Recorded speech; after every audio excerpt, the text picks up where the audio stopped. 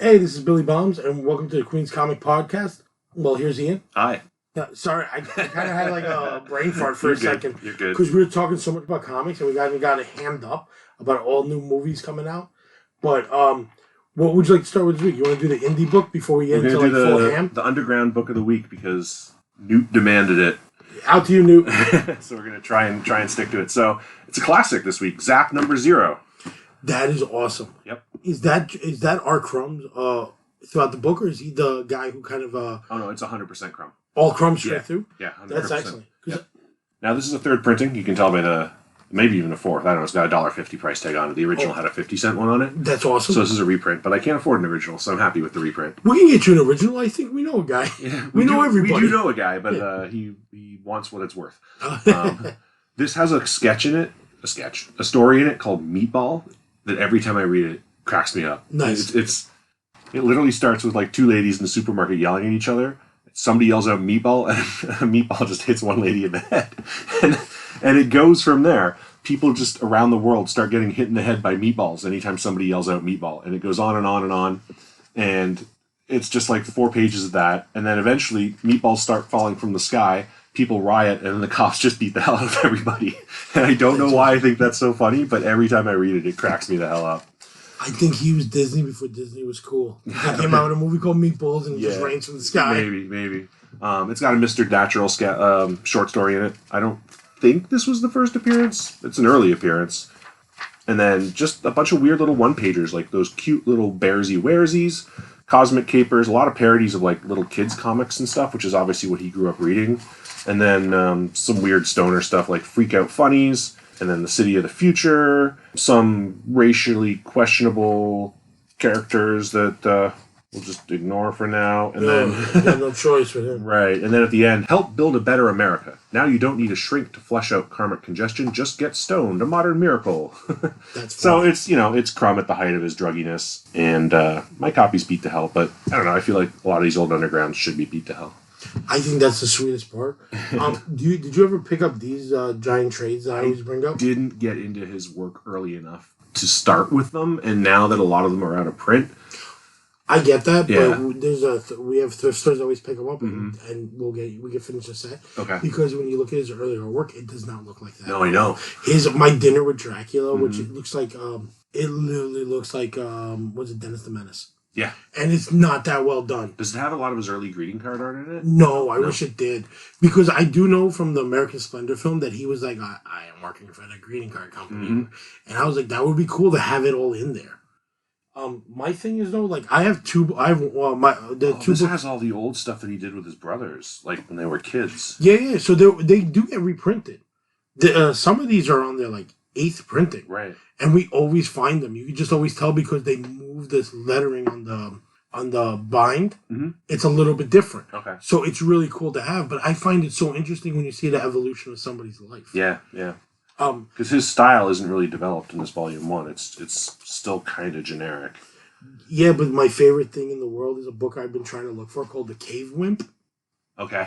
And that's his last work before all this stuff was published. And it's ridiculous, but you could see how well-rounded he is. I think this is the one he did with, his wife. And it's really cool. It's also cool that the covers of the old ones that he self-published with his brothers have the arcade logo on them because he'd then go on to do arcade when he was an adult. Nice. So he carried that over. These are cool. I've not seen like the first 2 volumes. So to see this really early stuff is it's eye-opening. It's interesting. Yeah. Whenever I have a date with like a really down-to-earth hipster chick or a hippie, we whip this out. He is talking about a book. Yeah. And did I mention that I have a book signed to somebody else from Crumb? I thought it was Harvey Picard. No, that's the Gems. I found that it's here. It's called Another Dollar. It's called Another Dollar signed to Gem, and she's like, "Oh no, not my boyfriend." No, this one's even funnier. This is the complete Genesis illustrated by Crumb. So the artwork in that is stunning. From Mom and Dad to James Tynion. What? It's James Tynion's personal book I bought because he donated it to a comic shop, and then they told me that. Oh my God, that's Christmas 2009 to James. Yeah. Your books may not be this good, but we expect them to be great. With love, Mom and Steve. Yeah, and That's so wild. And when they told me, he was like, "Oh yeah, he donated it here," and it was to up and coming bookstore at the time, Anyone Comics. That's funny. We gotta take a picture of that, put it on the Instagram Oh page. hell yeah, I love that. I'm gonna tag him. That's crazy. Yeah, you definitely have to tag him. Yo, great guy, great person, great everything. Always supports. Never met him, but I've heard nothing but nice things. Yeah, great guy. Hopefully he comes to the comic swaps they have once a month. Let's get him to do a comic party. I know, but he doesn't. He likes to show up and not tell anybody. That's fair. That's fair. I invited Joe Quezada like that. He was like, "Oh, I'm from Queens. Why you don't invite me?" I was like, "You're invited now." He lives in L.A., doesn't he? No, but he was like, "I'm from Jackson Heights." You expect? I was like, "All right, if you visit your relatives, come visit me." Yeah, I can meet him for a beer. Hell yeah! To argue about the aspects of why what was that? Ash. Remember that comic? Yes, Ash. Why that come out? The firefighter comic. Good idea, but great Avatar. art. Great art. Great art. Just right. Didn't go anywhere. Oh, and then his book was a Ninjak. Yeah, the Valiant stuff. Yeah, I love all those weird books. Don't know why. Do you have another book you want to do, or should I jump right into like the weird pickups? Yeah, jump right into your weird pickups. All right. Yeah, let's start with the weird pickups because this one is an oddball. I was going through a bunch of boxes of books, and I picked up some stuff from other people, but one of them is a book called Digital Webbing Presents, and it's a digital comics that were finally printed out. Number one is Not So Wild, but number two is Skottie Young's first work ever. That's why that title sounded familiar. Mm-hmm. Okay. And so that's really cool. And the next book, number 5, that I have is actually an early Goon story when he's called the Goon, but not Monster Boy. Because I'm a huge Eric Powell fan. The guy's brilliant. I have a sketch of what he did on one of the books, and somebody sold it to the comic shop for nothing. It was in there sketched with a certificate on it. It's a sketch of the Goon on the Goon number 0. That's cool. Yeah, and then there's another book I just picked up, which is like some other character. It's an anniversary issue, so it's only 6 issues in, but they have like a robot character that I think is supposed to be their version of Spider. Or like what year are those from? I think they're all from 2000. Okay. Like, here, let's open it up. Sometimes here's a tip. If you're picking up books from random people, check for mold. Yeah.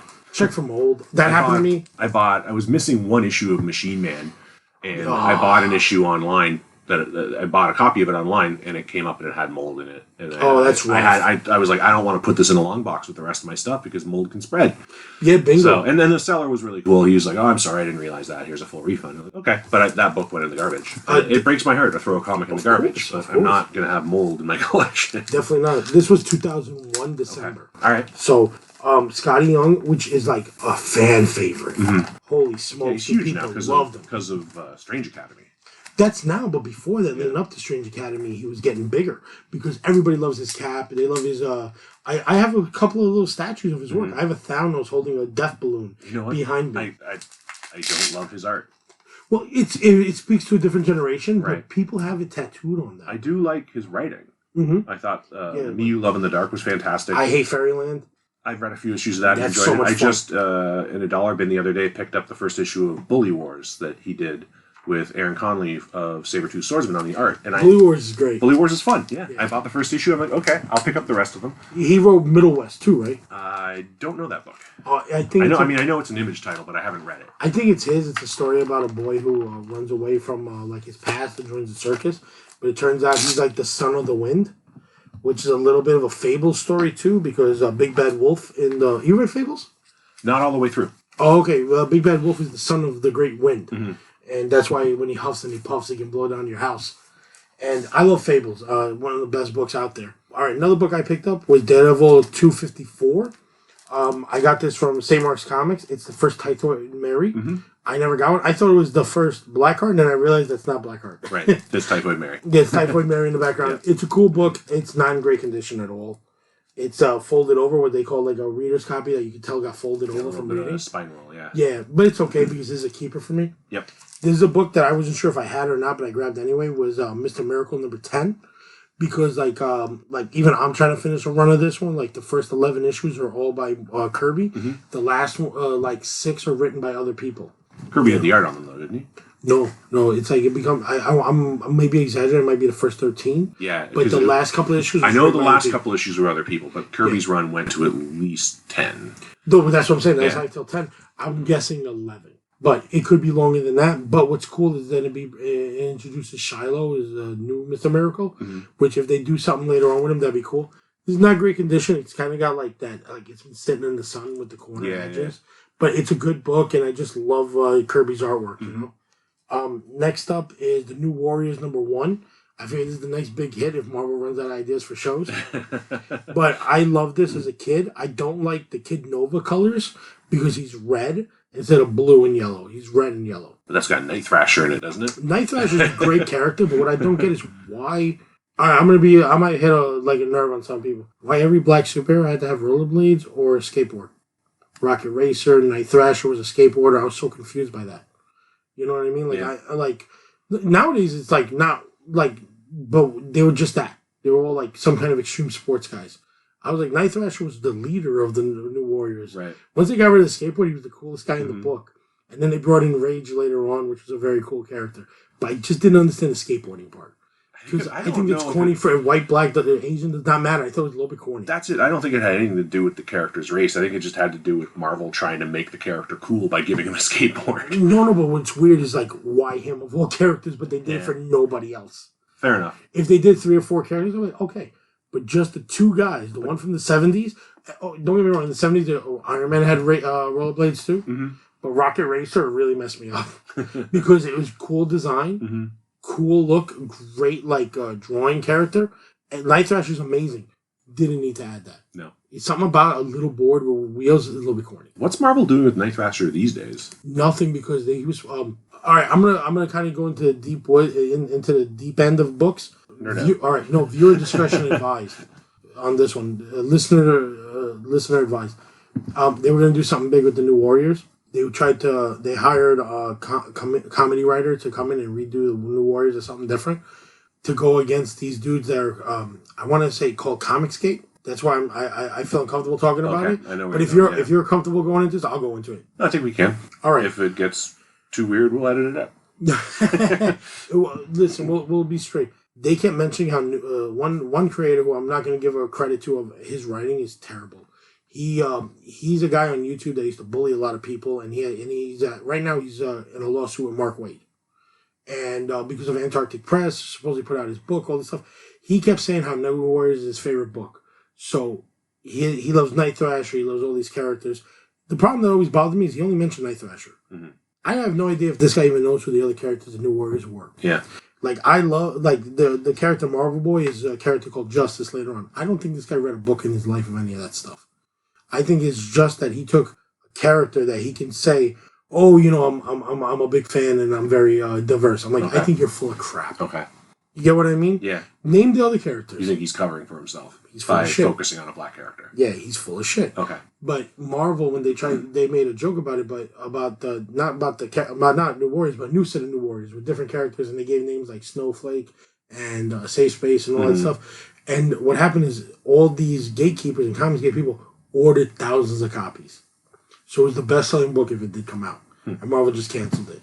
So having fun with it and making fun of them, I guess, but also trying to put out a book, it seemed to backfire on both companies. Okay. One is the gatekeepers that feel like there's too much diversity in comics. They wanted to go back to the way it is, which it doesn't need to. No, I agree. If you write a great story, write a good story, enjoy it. You can write a good story about anybody. It doesn't matter what color skin they have. It doesn't matter their gender, their orientation. You can tell a good story.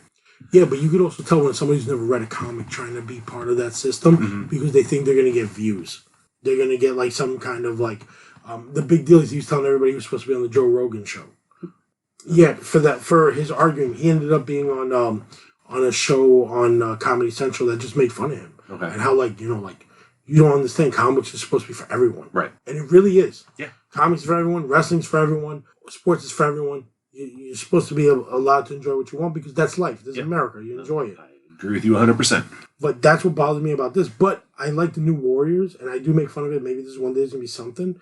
But you realize the writing in it was at the time, people putting a lot of effort into it. Their first appearances in a Thor comic book where he fights the Juggernaut, and they show up to help him. It's a great book. Yeah. But give it a chance. Namorita, am I saying it right now? I think so. She was in the last Wakanda Forever movie. She's the other character. Nova, well, they call him Kid Nova, but Nova is going to be in Guardians 3, supposedly. Firestar, is originally like a character from the Spider-Man and Friends. That the same? I was just going to ask. Yeah, it's the same Firestar. Okay, she was in X-Men Adjacent at one point, wasn't she? I don't know, what is that? Like, wasn't she involved with the X-Men at some point? Or am I confusing it with somebody else? I think she's supposed to, because Iceman was part of the story, but it was just fire and ice with the Spider-Man. Yeah, I have the first appearance randomly. It's a random oddball book. And that's her first appearance I ever knew, so they put her in this story.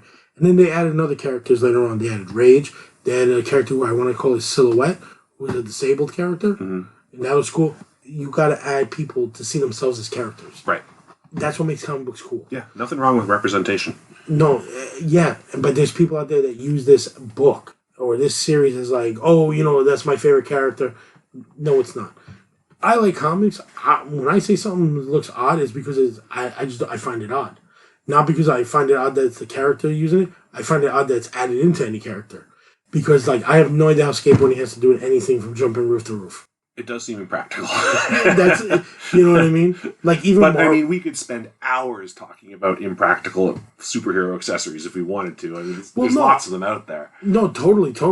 But, like, even the character Marvel Boy, they changed up his character to be a character called Justice and tried to kill his dad later on because his dad abused him as a kid. They hit on so many topics. And even the New Warriors later on in another series, the Ignition for Marvel Civil War, and then Speedball becomes like a better character later on. Okay. You know what I mean? So when we know comics, we know comics. And we love all this stuff. But this was a cool pickup. I remember that was a really hot book back in the day. Yeah, because it brought in young readers. It's a #1, but you don't need to read the old books. Yeah. And that's what's cool. It's a new team. You see yourself in there. You see all these new readers. Maybe there's a bunch of kids out there skateboarding. I'm not a skateboarder, so I don't see what's into it. Right. But I do understand people love it. So maybe it's just a way to, like, bring... Well, actually, they kind of named them after Thrasher magazine. It just hit me now. I feel stupid. All right. Sorry about that if anybody got offended. I didn't mean to. But, like, it just aesthetically, it doesn't make sense. Great character. The mask, the mask and the suit, the color scheme... Everything looks great, and the fact that he uses batons, he was doing it better than Nightwing was. You know what I mean? In the storyline, it was perfect. And if you get a chance to check it out, hopefully this becomes an epic collection or an omnibus, so you can pick up all the old stuff. And let me jump to the next book before I get myself in more trouble. The next book is an oddball one called DC Comics Presents Superman and the New Doom Patrol, number 52. I got this for $1. It's the first Judge Dredd in the United States story. What? Somewhere in here is like an advertisement for the first Judge Dredd. Did not know that, so it's labeled in like Key Collector or something like that.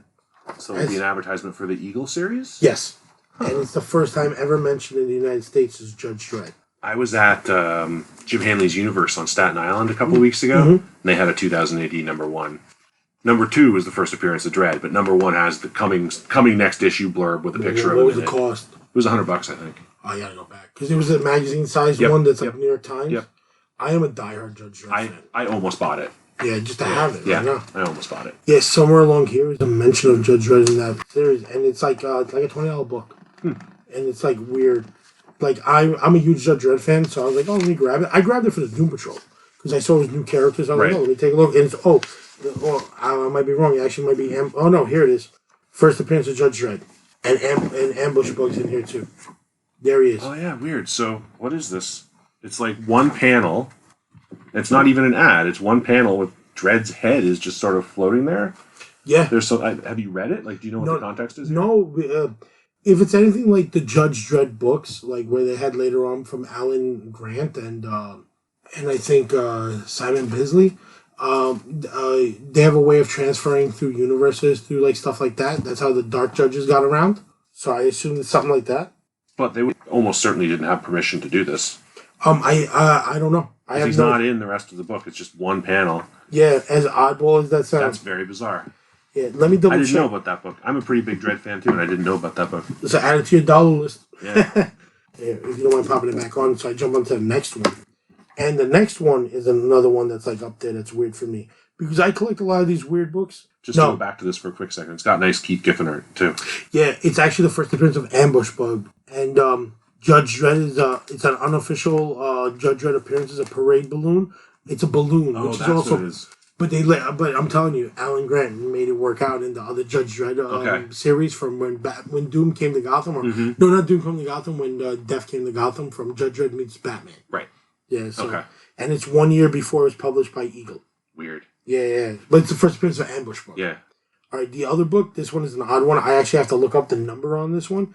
It's Ghost Rider number 86 from June 1997. Take a look. It's such an oddball artwork. I grabbed it because I thought it was a Joe Madora, but it turns out it's a low print run of Ghost Rider before they completely canceled it. Yeah, the later issues are hard to find. I just picked up the very last issue from that run about a week or two ago. That's actually like 12 years later than the original series. Yes. Yeah, like that's why everybody's like looking for it. This one is very low print run. I think it's just when they start doing low print runs. No, I'm lying. This one is this is number 86. The low print run started in 82, but that one has a Howard the Duck and Devil Dinosaur cover. This one is just a very low print run of 24,000. Okay. So, which for a 90s book is pretty low. Yeah, because they were like 150, right. 200,000. So I actually was looking at it because I like the artwork, but like it drives me nuts when you see stuff like this and you're like, who's the artist? It looks like Joe Madora, but it's another book that I found in a weird collection picking up. Next up is one I bought at the Queen's Comic Party. Somebody came in, and this is going to become a longer discussion, so I apologize now. Because is Green Lantern number 59, the first appearance of Guy Gardner. That's a big book. Yeah, it's definitely a big book. A lot of negotiating for 4 hours. On, off, come back, trying to get it. Other people tried to buy it. Sadly, there was a bunch of really nice Green Lantern books, and somebody cut out the coupons on the inside. Oh, no. Yeah, this one scared me like that. It's not perfect condition. The only one I'm really missing is Jon Stewart after this, and they'll have all of them other than Hal Jordan himself. Okay. And then, but like all the keys, I like first Mojo, Mogo, not Mojo. All the other characters, Alan Moore's run, I have all of his stuff. And then all the oddball covers by like the different artists who do a lot of like I want to say Mad Max Fury Road style artwork. You know, when you have like the whole like background intertwined with the story. Right. It's really great. These are really books that really stuck out from the rack when you were picking them up. So this is the way you got people to get books. But it leads into the next part. I got lucky. The next day, James Gunn announces all the films and TV shows. Mm-hmm. This is definitely a $600 book now. Yeah, I believe it. And I got it for about $100. Yeah. I argued, but I'm excited for all the shows. I see all the people who are like flipping and going nuts for them. They're all going nuts for the Authority books. Mm-hmm. Have you read the Authority yet? Bits and pieces of it, not the whole thing. A friend of mine was actually just sent me a link yesterday, my buddy Dan, for a used copy of the Absolute Authority collected edition. Nice, yeah. Nice. So I might pick that up.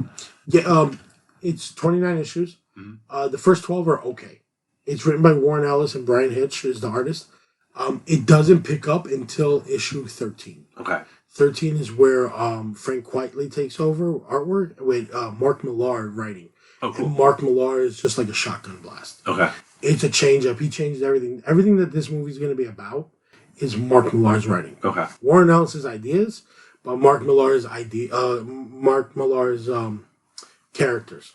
Because he makes them more of a proactive group. They're like, we're no longer letting the world tell us what to do.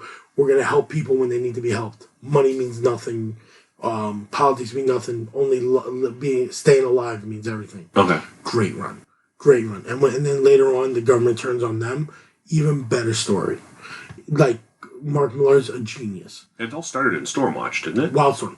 Oh, no, Stormwatch. Yeah, I'm sorry. Wildstorm's the brand. Stormwatch. People are fighting over Stormwatch number 4. It's the first appearance of Apollo and Midnighter, which is their version of Superman and Batman. But they're married to each other. Okay. You know, like they're like a openly gay couple that's together. But the character development is non-existent in those books as they are in the Mark Millar run. Okay. Because then you get more character, more story. They deal with a lot of bigotry. It's really well written. And Apollo's such a cool Superman, but Midnighter.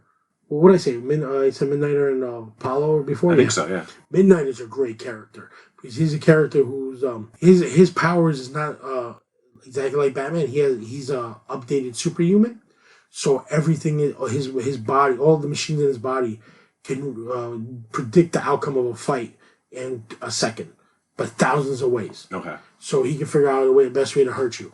But they're caring characters that want to just help everybody. and it's awesome. Only thing is, I never see Midnighter's face in the storyline. Probably on purpose. Yeah, like it's definitely an any man under there. Uh-huh. And I like that. Later on, they did something where they have him with glasses, but you still can't tell him. It's like, he's like, oh, you changed your hair color. I love stuff like that. Okay. So, the other one that makes me, do you mind if I go into each character? No, do it.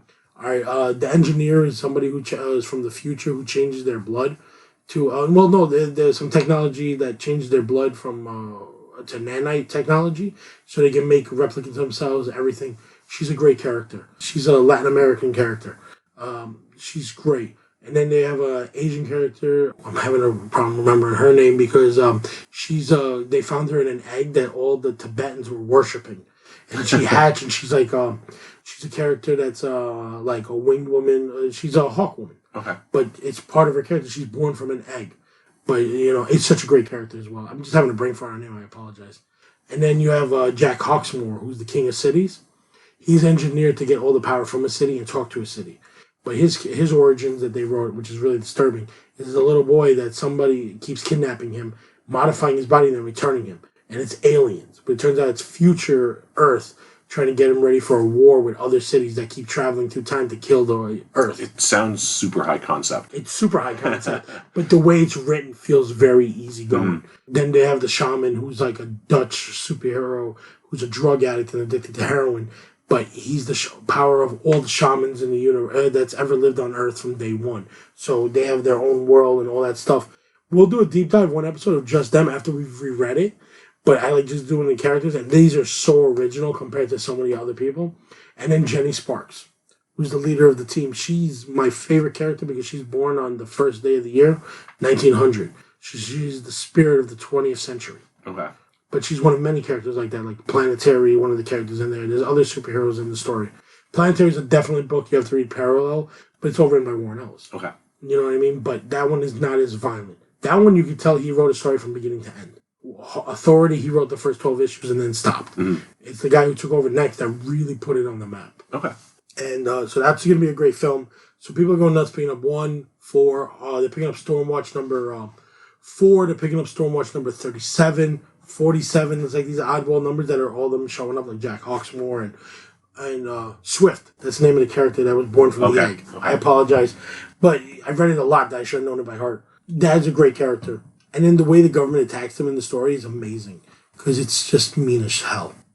It's just some evil, vile. Was it a mature reader's book? 100%. Yeah. Okay. It was. There's a point when they have to fight like a super being, so they call all their alternate versions from alternate universes to come help them.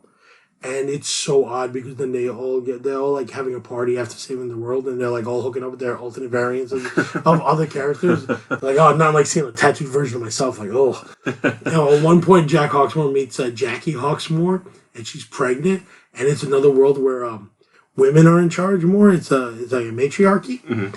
And they were like, oh, the president's always chasing after some himbo with his ass cleavage. and then the lines from the characters were like hilarious. But Jack Hawksmoor said it best. He goes, I'm just glad I didn't stick around to meet the father. I just want to get out of there. It's a fun book, and I'm a big fan of alternate worlds. Mm. And then they have a ship called the Carrier that travels through the Bleed, which connects all these universes in Elseworlds, DC, Wildstorm. All of it exists because there's a Bleed that connects all of us. So that's how they brought the Wildstorm characters in the DC universe. All right. Got it. Yeah, I love that stuff. A lot of that stuff came out during a period of time where I just wasn't reading comics. Oh, I get that. So I have a big blind spot for that stuff. I mean, my Wildstorm experience is the early Wildcats issues. I love Wildcats. They brought in Grifter as a main character. Right. Grifter shows up in Batman semi-regularly. Yeah. He's a great character. Zealot's a great character. Mm-hmm. The Daemonites is a great villain. My favorite character was always Spartan. Like, I guess I like all the characters that look like Cyclops, which I realize Spartan Cyclops does look like Cyclops. Leonardo from the Turtles. I like the leaders. The next, the other movies he's doing, for Green Lantern, he's doing a TV show. Right. And it's going to be an Earth-based show, like the tarot-based, where it's going to lead to the larger overall arc of the whole show, of the whole DCU. It's going to start on Earth with them discovering something on Earth. Sort of what Snyder had with the Omega, the Codex, where like Darkseid's looking for the Death Equation. Okay. Do you remember that in the Jack Kirby books? Yes. Anti-Life Equation was on Anti-Life Earth. Equation, right. And that was supposedly the whole Snyderverse, but he's incorporating it as the DCU something different. Let's see if it is that. cool. Right. Bridge all of that. After Flash, it's supposed to all make sense. Mm-hmm. We'll see. Yeah, we'll see. Big C. Are you excited by any of those? Swamp Thing. Oh yeah, Swamp Thing to be a horror Swamp Thing movie. He said it's going to be dark and sinister, and it'll be a horror film. So that's what I want out of it. That's what I was hoping we would get out of the announcements. Is like, I don't really like. Okay, I don't know enough about the Authority to be like, yay, the Authority. Everybody I know who's read it says I would love it, so I'll get to it. The Wonder Woman stuff, fine, might be interesting. That's cool. That's a cool concept to do something different. Yeah, it is. The Brave and the Bold stuff, I would give that a chance. The Supergirl World of Tomorrow. That one's a little bit of a surprise. It's a good read. Is it Tom King or Tom Taylor? I think it's Tom King. Tom King. Almost positive it's Tom King. I heard this is his better work. Mm-hmm. I'm not a fan of his stuff because I feel like he just only focuses on PTSD on his stories, and it doesn't branch out enough into other stuff. Like I do like addressing suicide and all that stuff, but I've been through some of that stuff. I'm definitely a semicolon person. Like I've been through hell, but give me a little bit different writing, because I've read the same story in 5 books. Fair enough. Yeah. 5 books. Or supposedly Supergirl is that book, or Superwoman. I think it's called The Woman of Tomorrow. Or Right. Supergirl, Woman of Tomorrow. A lot of big time comic book fans don't want to see that because they're like, I don't want to see a beer drinking Supergirl. Yeah. And I was like, why don't you give it a shot? Yeah. That's it. I'll give any of it a shot. Like, I just want good content. I don't really care 100%. who the characters are. A good movie is a good movie, and if it introduces me to new characters, that's a good thing as far as I'm concerned. Nobody seems all that excited about Creature Commandos. Which is wild. I am. Yeah. Creature Commandos cartoon sounds great to me. Funnily enough, about 2 months ago, I was talking to a friend on the way back from the comic store that I'm like, one of my goals is to get the first appearance of the Creature Commandos, because it was like a $30, $40 book at the time. Now it's like $100 book. And I didn't jump, and then the announcement comes out, and now it's $150. So I'm like, okay, well, I'll wait, because it'll drop. It'll drop. Yeah. We'll find it, because cartoons are not that big. What I like is that I didn't know there's going to be a Bride of Frankenstein character, but the Frankenstein character, because we talked in one episode, I love the Seven Soldiers of Victory. So that's why I brought this up, because you and Mike were recommending I check out some of the Seven Soldiers stuff. Mm-hmm. And so just last week, I read the Seven Soldiers Frankenstein series. How'd you like it? It's pretty cool. Yeah. It's pretty He's cool. very trippy. The artwork is great. Grant Morrison's a genius. I like his writing. Yeah, he's very. Hopefully they incorporate that into Creature Commandos. Mm-hmm. Because Creature Commandos is very old. Yeah. It's like so it's late 70s, early 80s. Yeah. So it's going to be hard to transfer it over. Right. But I like the fact that he's doing something and he wants to do something animated. Mm-hmm. Why not do something you love? Yeah. And after seeing Suicide Squad, he loves comics. He does. And another cool thing, if you think about it, DC's live action stuff has been very hit or miss. But their animation division has been a lot more hit than miss. Yeah, of course. But the things that they also haven't had one director, like one vision. curator. Yeah. So hopefully it's good. What's the last show you mentioned on there that we haven't mentioned yet? There was The Brave and the Bold. That one's going to be cool because it's going to be about Damian and an older Batman. Right. Which will be cool. Let's see where they put his Batman. Mm-hmm. I had a dream the other day that I was in one of those films. But I was in a JSA film, Unholy 3. Have you ever read that? No. It's an amazing book. I forget, I think it's Tony Harris and it's the guys who did Starman. Okay. James Robinson? Yeah. Maybe it's him writing. I'll check. We got so many books, it should be right here. It is, it's called The Liberty Files, the original book, but the second book was called The Unholy 3. It's about a CIA operation when it was called OSS or something. The bat, the clock, and the owl. Okay. Batman, the Owl, and Hourman are spies in World War II trying to stop the Nazis. It's like an Elseworld story? It's an Elseworld story. So I was like, oh man, that would be a fun film. And just do it. Mm-hmm. Because he says they're going to do Elseworlds film. Right. And if it's Dan Jurgens. Oh, okay. Dan Jurgens, who's a genius. That guy's a genius with comics. I love it. They supposedly they're coming out with his Blue Superman. You remember Electric Superman? Yes. So he's supposedly coming out. That's why that issue is out of the dollar bins now. Oh yeah, I got a few of them if you need. Like I liked it because that was when I was a kid. It was getting big, but I didn't like.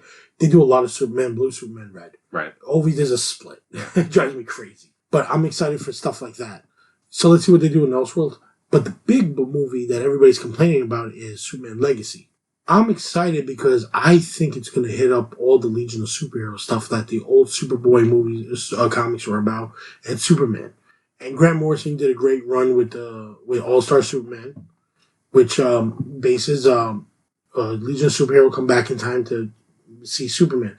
It's the day his father dies, but really they have another superhero of the Superman of the future. It's actually older Superman. Okay. When he see his dad one more time. And he wears bandages and pretends like he's their great-great-great-grandson. So I think in this film, they're going to bring the Legion some way. I was joking with somebody. I was like, yo, Paul Levitz, the guy who wrote all the DC Comics, Legion of Superhero books, it's going to be a big thing soon again. Because he's been writing it since he was 16 years old. I didn't realize he was that young when he started. Yeah, he's 16 years old. And I met him at Everyone Comics a few weeks ago. We got stuck talking. And I was like, you think they're going to do anything like that? He's like, I don't know. He goes, like, Superboy has a lot to do with Legion. Mm-hmm. Because their first appearances are with him in Adventure Comics. Right. And then later on, he wrote The Great Darkness Saga, which is a Dark Side story. But it's all in the future. And he created a lot of these characters. So I'm excited to see, because I see all these, like, collectors and flippers and people want to, forecast the future. Picking up books of the first appearance, like Matter Eating Lad and Feral Boy, right, and all Saturn Girl. But they're so much fun. Yeah. Hopefully you'll see a lot of people cosplaying as the whole group. I'm already big enough to be Eater Matter Lad, so I'm good. But I could see like the idea of why to do it, and it'll be very cool. It's also untapped territory. Bingo. Like, we don't need another Superman origin story. Not at all. We've had a few of them already. Everybody knows. Just do something different. Did you see the Superman 3 or Superman 2 release of Bizarro? Not Bizarro. Yeah, Bizarro, I think. It was either Bizarro or... it was Bizarro's first appearance in the movie. No. There's a Bizarro. He's a big punk rocker that just beats him up. Yeah, it's on YouTube if you get a chance. It's either... I thought it was supposed to be... Wait, is this from Superman 2, the Christopher Reeve movie? Is that what you're talking about? Oh, yeah, I saw it as a kid. Yeah, I thought you were talking about a book. No. Is that Bizarro or Brainiac supposed to be? I haven't seen it since I was a kid.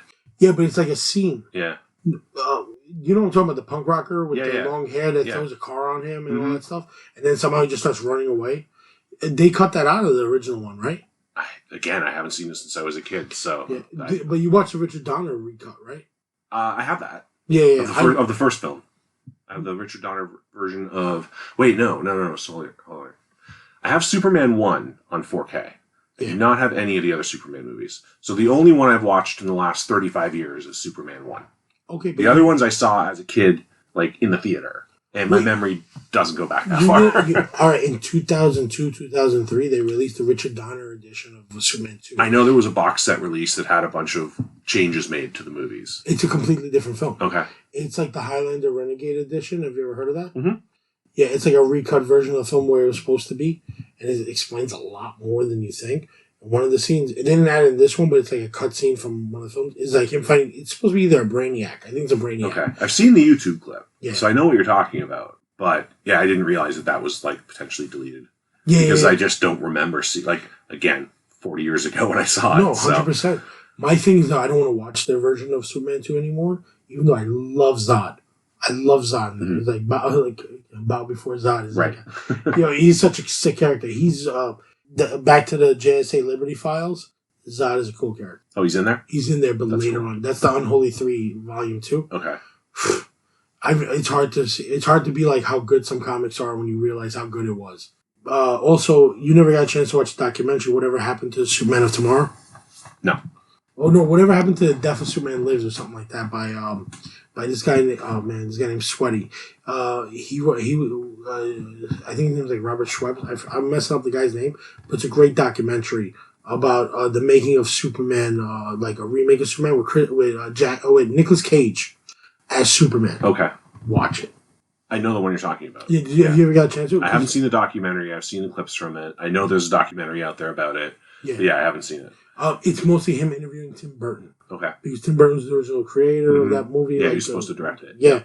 And all these artists and all this stuff and all the people who created the sets and also the producer. So it's cool to see like what could have been. Mm-hmm. And I'm not going to lie to you, James, you're such a weirdo. I have a feeling a lot of that's going to come. It wouldn't shock me. I would be so cool about that.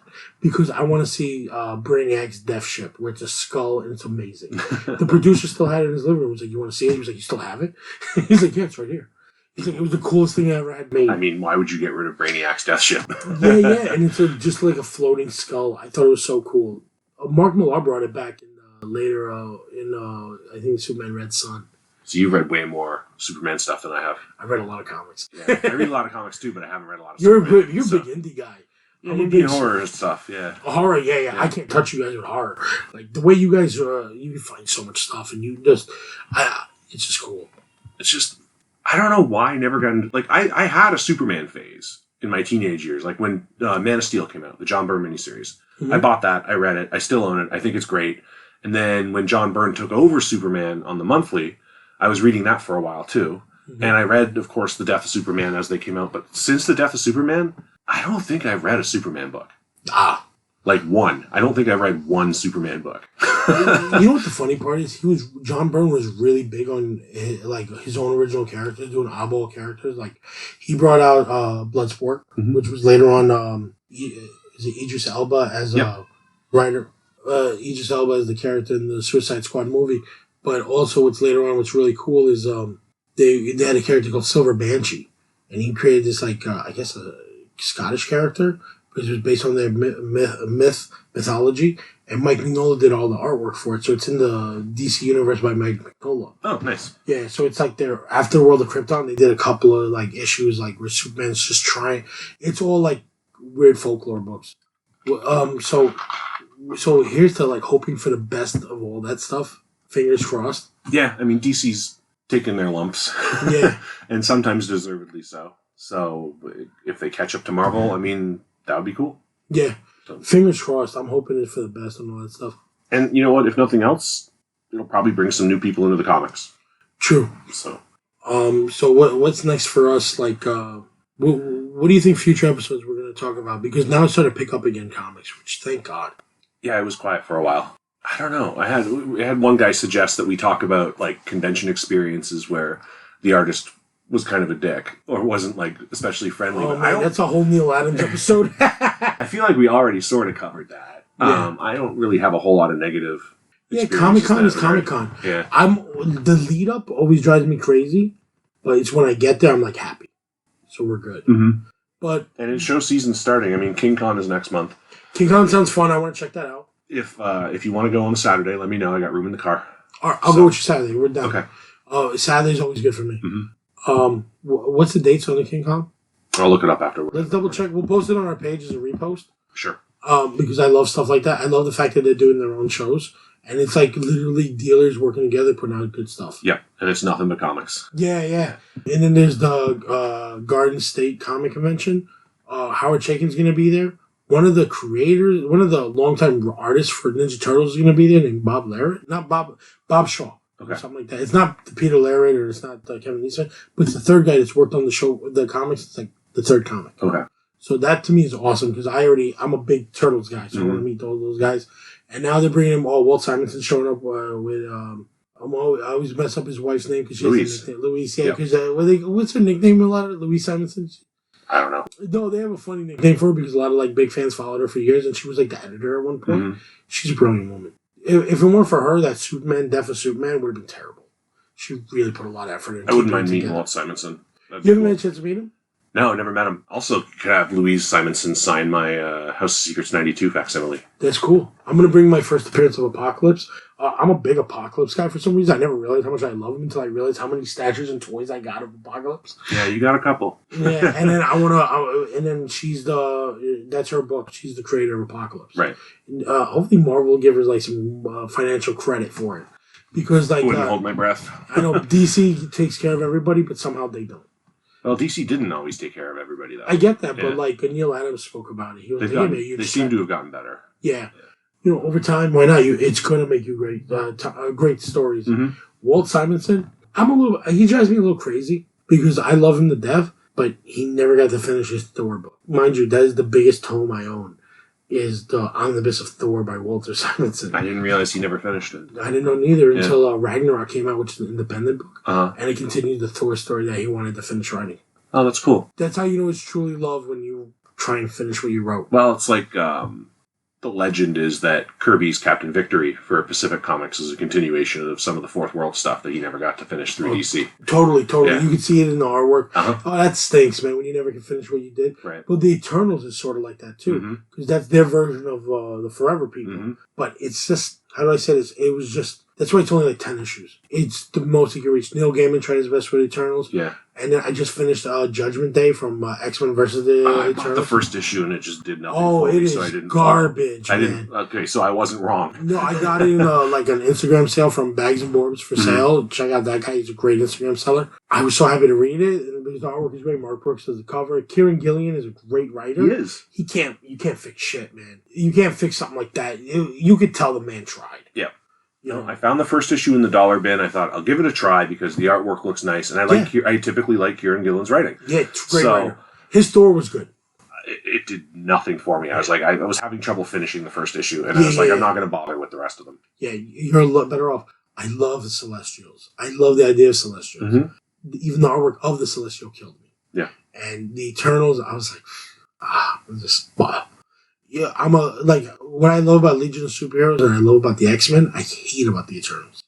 They're always creating new characters that I've never heard of. Too many. Yeah. Too many. Too many. But X-Men, whenever you make a new character, you give them a background, you give them a character, you give them a whole history. Legion of Superheroes, same. Right. I love that. I always love comics. You can always create new characters. Mm-hmm. You know, they're like, oh, why are they changing my character? Give me a new one. I want to hear their story. Like, anything. I want to learn about it. You know what I mean? Like, give me something new. I'll check it out. But people got to give comic books a chance. You got to give oddball books you've never heard of a chance. Oh yeah, you never know what you're going to discover. So I guess we're going to wrap up this episode. We were really stuck on talking, huh? Yeah, we yapped a lot. Yeah, sorry about that, folks. Sorry I went off the deep end on some of the people I don't like. But that's at the beginning, so just skip that if you don't like hearing it. Please give us a subscribe to our show, and we'll see you in the next time. All right, bye. Bye.